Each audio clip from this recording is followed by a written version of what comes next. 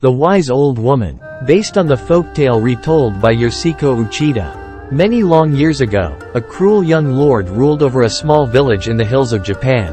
I have no use for old people in my village, he said. They are not useful. They cannot work.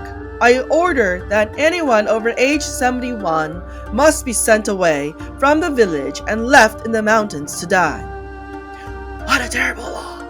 What a cruel and unfair lord we have! The people of the village whispered. But the Lord punished anyone who disobeyed him. So villagers who turned 71 were tearfully carried into the mountains, never to return. As time passed, there were fewer old people in the village. Soon none were left at all. Then the young lord was happy. What a fine village of young, healthy, and hard-working people I have. He bragged. Soon it will be the finest village in all of Japan. Now, there lived in this village a kind young farmer and his mother. The two of them lived happily together. However, as the years went by, the mother grew older. Before long she turned 71. If only I could somehow trick the cruel lord, the farmer thought. But everyone knew that his mother was 71. The farmer knew that if he did not take his mother away to the mountains soon, the Lord would send his soldiers. The soldiers would throw them both into a dark jail to die a terrible death. Then one day the mother said, Well, my son, the time has come for you to take me to the mountains. We must hurry before the Lord sends his soldiers for you. She did not seem worried. Forgive me, dear mother, the farmer said sadly. The next morning he lifted his mother to his shoulders. They set off on the steep path toward the mountains. Up and up he climbed. The son walked slowly. He did not want to leave his old mother in the mountains. Soon, he heard his mother breaking off small twigs from the trees that they passed. Mother, what are you doing? He asked. Do not worry. She answered gently. I am marking the way so you will not get lost returning to the village. The son stopped. Even now you are thinking he asked. Of me? The mother nodded. Of course, my son. She you replied. will always be in my thoughts. At that, the young farmer said, Mother, I cannot leave you in the mountains to die all alone. We are going home. No matter what the Lord does to punish me, I will never leave you again. So they waited until the sun had set. Then, in the dark, they returned quietly to their little house. The farmer dug a deep hole in the floor of his kitchen.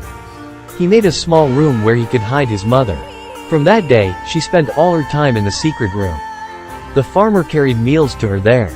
The rest of the time, he worked in the fields and acted as though he lived alone.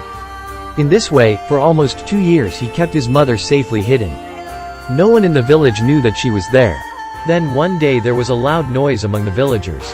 Lord Higa of the town beyond the hills threatened to take over their village and make it his own. Only one thing can save you. Lord Higa Bring announced. me a box containing 1,000 ropes made of ashes, and I will spare your village. The cruel young lord quickly gathered together all the wise men of his village. He said, Surely, you can tell me how to meet Lord Higa's demands so our village can be saved. But the wise men shook their heads. It is impossible to make even one rope from ashes. They answered. How can we even make 1,000? Fools! The Lord cried angrily. What good is your wisdom if you cannot help me now? He offered a great reward of gold to any villager who could help him save their village. But all the people whispered. It is an impossible thing. Ashes crumble at the touch of the finger. How can anyone ever make a rope from them? They shook their heads and sighed. We will be defeated by another cruel lord. The young farmer wondered what would happen to his mother if a new lord even worse than their own came to rule over them.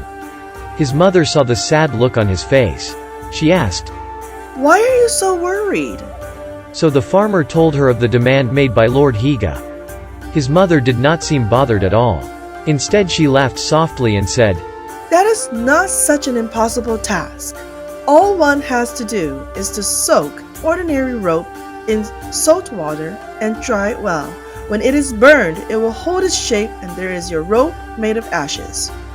Tell the villagers to hurry and find 1,000 pieces of rope. Mother, you are wonderfully wise, said the farmer. He rushed to tell the young lord what he must do. You are wiser than all the wiser men of the village, the Lord said when he heard the farmer's solution. He gave the farmer many pieces of gold. The 1,000 ropes were quickly made and the village was saved. In a few days, however, there was another great noise in the village. A few days later Lord Higa had sent another threat. This time you will fail, and then I will defeat He your said. village. Bring me a drum that sounds without being beaten. Said the people of the village. That is not possible. How can anyone make a drum sound without beating it?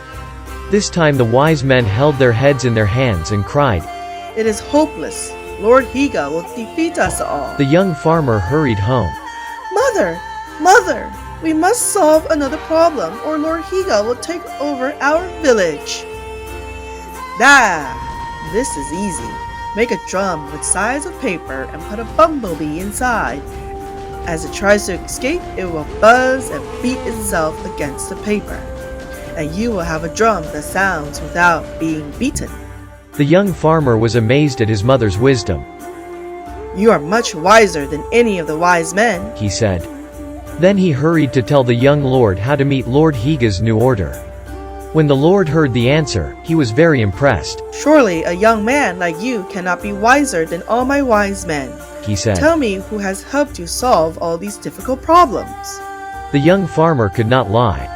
My lord, He began for slowly. the past 2 years I have broken the law of the land. I have kept my elderly mother hidden beneath the floor of my house. It is she who solved your problem and saved the village. He trembled as he spoke, for he feared the lord's anger. Surely now the soldiers would throw him into the dark dungeon.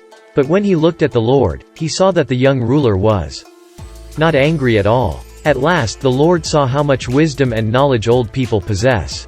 I have been very wrong. He said I finally. must ask the forgiveness of your mother and of all my people.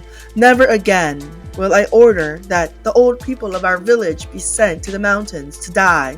Rather, they will be treated with respect and honor. They will share the wisdom of their years. And so it was. From that day, the villagers were no longer forced to leave their parents in the mountains. The village became once more a happy, cheerful place in which to live. The terrible Lord Higa stopped sending his impossible demands and no longer threatened to defeat them. He too was impressed. Even in such a small village, there is much wisdom. He declared. And its people should be allowed to live in peace. And that is exactly what the farmer and his mother and all the people of the village did.